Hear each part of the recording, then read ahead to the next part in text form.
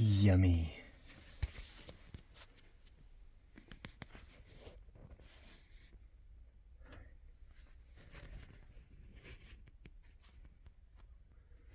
Alright, let's vacuum this off.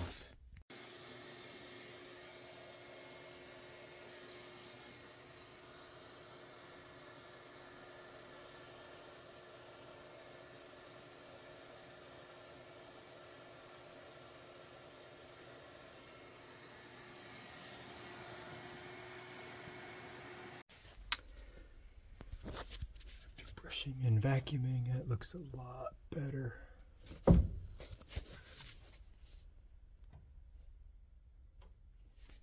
Now it's time for the cold cleaner. Alright, this is after cold cleaning and scrubbing and then drying it out. Still some packed in there, but it's better than it was, that's for sure. Yeah, you can still see a bunch of it in there.